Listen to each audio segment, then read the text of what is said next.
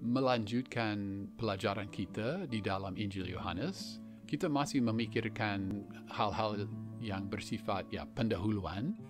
Saya harap walaupun kadang ini hal-hal ini rasanya khusus untuk sarjana dan sebagainya, harap hal-hal ini diperhatikan.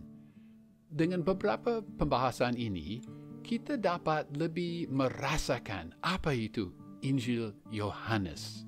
Dan kita boleh merasa lebih akrab dengan Injil Yohanes dan lebih menghargai Injil Yohanes dan lebih mengasihi, kita harap lebih mengasihi Tuhan Yesus Kristus. Nah, sekarang mari kita memikirkan hubungan antara Injil Yohanes dan ketiga Injil sinoptik. Kita pakai istilah sinoptik. Sinoptik itu Injil sinoptik itu Injil Matius, Markus, Lukas. Sinoptik berarti bahwa pandangan optik sinkron. Ketiga Injil sinoptik memandang peristiwa-peristiwa itu di Israel bersama-sama, jadi sinkron, jadi disebut sinoptik. Dan menjadi menarik membandingkan Injil sinoptik dengan Injil Yohanes. Dua sarjana Turner and Manty mencatat perbedaan antara Injil sinoptik dan Injil Yohanes. Gaya Yohanes jauh berbeda dari gaya sinoptik. Yohanes, di Injil Yohanes, kita melihat hanya beberapa percakapan, tetapi lebih merinci, lebih panjang percakapan itu. Berbeda, Injil sinoptik, percakapan yang ada di Injil Yohanes sangat singkat.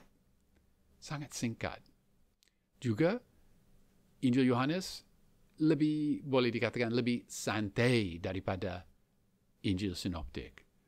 Perumpamaan di Injil Yohanes jauh berbeda dari perumpamaan kerajaan Allah yang kita temui di Injil sinoptik. Geografi dari sinoptik jauh berbeda dari geografi Injil Yohanes. Injil sinoptik menekankan dan banyak menceritakan pelayanan Tuhan Yesus di Galilea. Lukas juga menceritakan mengenai apa yang Tuhan lakukan di Perea. Dan Injil sinoptik hanya menceritakan peristiwa-peristiwa di Yerusalem pada minggu yang terakhir, mendekat penyaliban dan kebangkitan Tuhan Yesus Kristus. Sedangkan berbeda, Yohanes menceritakan panjang lebar apa yang terjadi di Yerusalem pada waktu Tuhan Yesus kunjungi Yerusalem karena beberapa hari raya.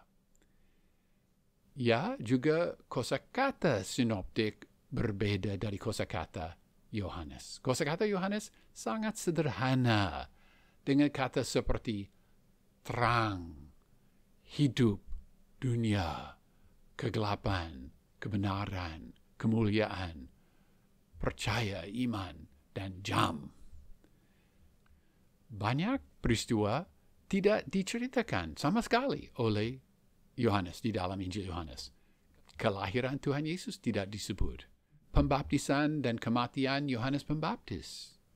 Baptisan dan godaan Tuhan Yesus. Perjamuan kudus. Doa di Getsemane. Pengadilan Tuhan Yesus Kristus di depan Kayafas. Kenaikan, pelepasan dari roh jahat. Anak-anak, sebenarnya hanya satu anak disebut di dalam Injil Yohanes. Orang sakit kusta tidak disebut di dalam Injil Yohanes. Pemungut cukai juga tidak disebut. Orang Saduki tidak. Daftar ke-12 Rasul tidak ada di Injil Yohanes. Khotbah di bukit. Panggilan untuk bertobat. Neraka, dan sekali lagi, perumpamaan kerajaan. Semua itu tidak ada di Injil Yohanes.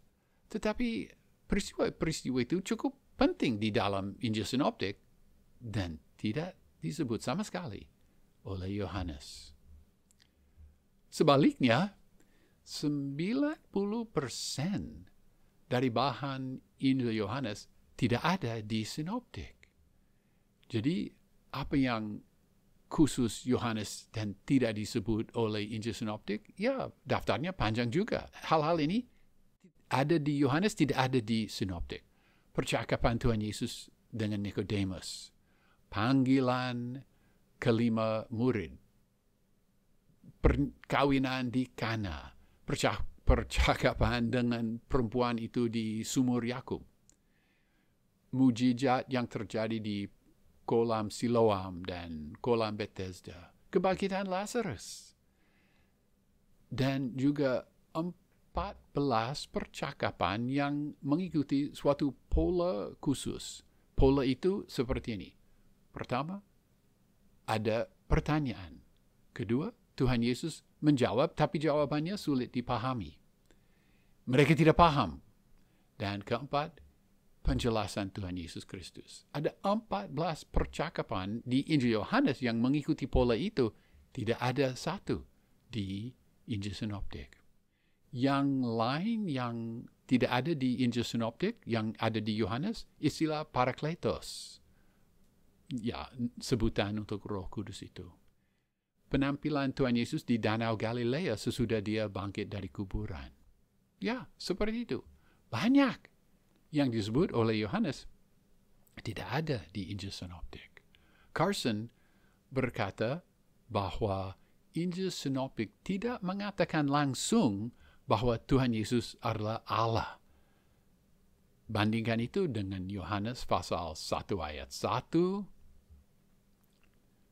Injil Yohanes pasal 1 ayat 18, dan juga Injil Sinoptik pasal 20 ayat 28.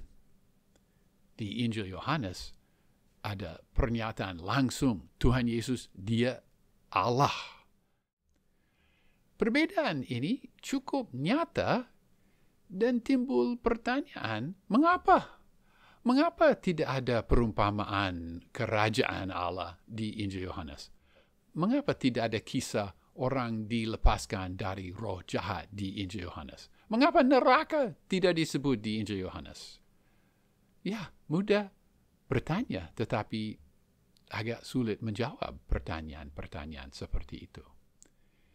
Ya, jika kita melihat perbedaan gaya dan kosakata, mungkin mudah dikatakan bahwa Yohanes mau menceritakan pelayanan Tuhan Yesus Kristus dari pandangan yang berbeda. Tetapi daftar hal-hal yang tidak disebut di dalam Injil Yohanes cukup mengesankan. Seolah-olah dengan sengaja Yohanes tidak mau menyebut anak-anak. Nah, Carson juga mencatat, ya walaupun ada perbedaan yang cukup nyata seperti tadi, ada juga kesamaan yang penting. Misalnya 5.000 orang diberi makan, itu terjadi di Injil Markus pasal 6 dan juga Injil Yohanes pasal 6. Tuhan Yesus berjalan di atas air di dalam Injil Markus pasal 6, Tuhan Yesus berjalan di atas air di dalam Injil Yohanes pasal 6 juga. Ada juga kata-kata yang sama, mirip sekali di Sinoptik dan Yohanes. Bandingkan misalnya Markus pasal 6 ayat 4 dapat dibandingkan dengan Yohanes pasal 4 ayat 44. Juga Matius pasal 25 ayat 46 dapat dibandingkan dengan Yohanes pasal 5 ayat 29.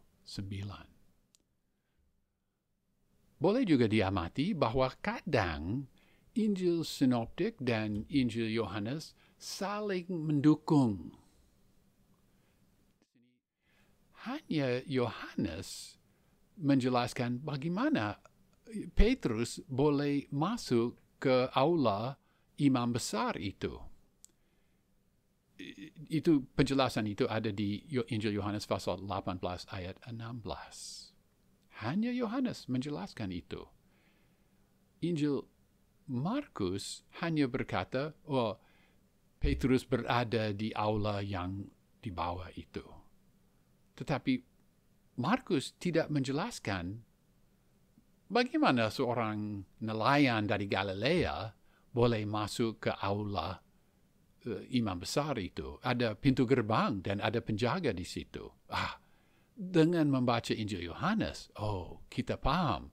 Karena Yohanes dikenal di situ dan dia boleh masuk. Dan dia boleh membawa Petrus masuk. Jadi ada saling mendukung di situ. Contoh kedua, di Injil Yohanes pasal 21 ayat 1, murid-murid Tuhan Yesus berada di Galilea. Ya, kita mengingat bahwa Tuhan Yesus disalibkan dan bangkit dari kuburan di Yerusalem. Tetapi di Injil Yohanes pasal 21, mereka di Galilea. Mengapa? Jika kita hanya membaca Injil Yohanes, kita tidak tahu mengapa mereka pergi ke Galilea. Tetapi beberapa ayat di Injil Sinoptik menjelaskan bahwa Tuhan Yesus akan mendahului mereka ke Galilea dan mereka harus ke sana. Misalnya boleh melihat Matius pasal 28 ayat 10, Matius pasal 26 ayat 32, Matius pasal 28 ayat 7, dan juga Markus pasal 14 ayat 28 dan Markus pasal 16 ayat 7. Injil Sinoptik dan hanya Injil Sinoptik menjelaskan kepada kita mengapa mereka pergi ke Galilea. Karena Tuhan Yesus suruh mereka ke sana. Jadi mengenai perbedaan-perbedaan ini, Morris mengusulkan suatu penjelasan bahwa ketiga Injil Sinoptik menceritakan, mencatat ajaran resmi dari Tuhan Yesus Kristus. Di hadapan umum, dia mengajar seperti ini. Dan sesuai pola rabi-rabi Israel, ajaran seperti itu harus dipahami dan dihafal. Ya, dan menurut Morris, dia berpikir mungkin, di Injil Sinoptik kita menemui ajaran-ajaran yang resmi dan diberitakan kepada orang umum, orang banyak. Tetapi kadang Tuhan Yesus hanya mengajar dan bercakap-cakap dengan murid-murid dan percakapan itu lebih akrab dan lebih spontan. Menurut Morris, mungkin percakapan yang intim dan yang spontan itu dicatat di Injil Yohanes. Mungkin. Ya, jelas ada perbedaan yang menonjol antara Sinoptik dan Yohanes. Mengapa perbedaan-perbedaan seperti itu ada? Ya, kita belum menemui penjelasan yang memuaskan. Tetapi kita boleh memahami ada perbedaan. Injil Yohanes itu seperti ini. Sinoptik lebih seperti itu. Dan dengan demikian kita lebih merasakan dan memahami Injil Yohanes. Dan mudah-mudahan dengan lebih memahami Injil Yohanes, kita lebih kagum terhadap Tuhan Yesus Kristus dan lebih mengasihi Dia yang diceritakan di dalam Injil Yohanes.